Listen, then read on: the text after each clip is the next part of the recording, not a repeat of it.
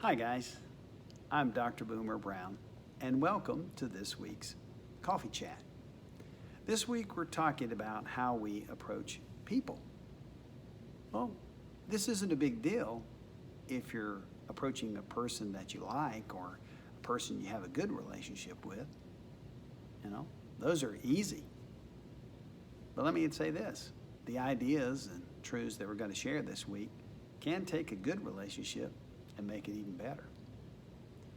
What our focus is on relationships that are strained, difficult relationships, broken relationships.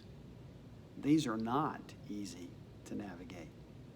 But if you'll take these ideas that I'm going to share with you and begin to apply them, hopefully it will make that relationship easier and you'll be able to approach that person and have civil conversations. Here's the first step.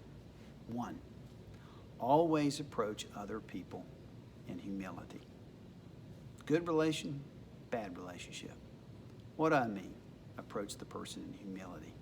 Well, realize that you don't know everything. I don't know everything. I could be wrong. There could be a better way to do this. Whatever the situation is, we should always go first in humility, realizing that the other person has great value and their ideas and thoughts matter just as much as mine do. So approach that person in humility first. A second truth is this. Approach the person in pre-forgiveness. You might say, what exactly is that? Well, pre-forgiveness is the kind of forgiveness that you give if somebody has offended you, somebody has done something to you, hurt your feelings, said something unkind to you, done an act that is unkind, been disrespectful. It's easy to retaliate.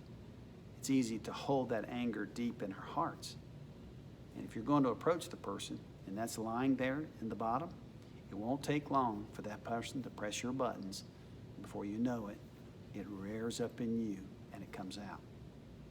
So if you approach the person in pre-forgiveness, what you've done is before you go into the conversation, in your mind, in your heart, with God or somebody else, go ahead and forgive them.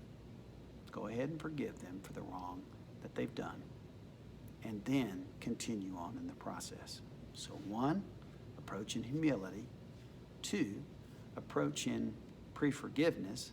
And 3, always approach the person in a difficult relationship with the goal of making that person better. You genuinely care about that person.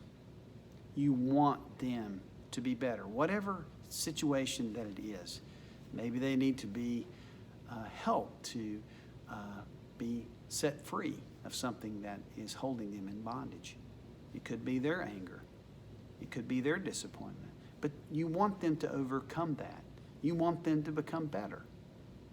Whatever it is, care more about that other person than you do about yourself.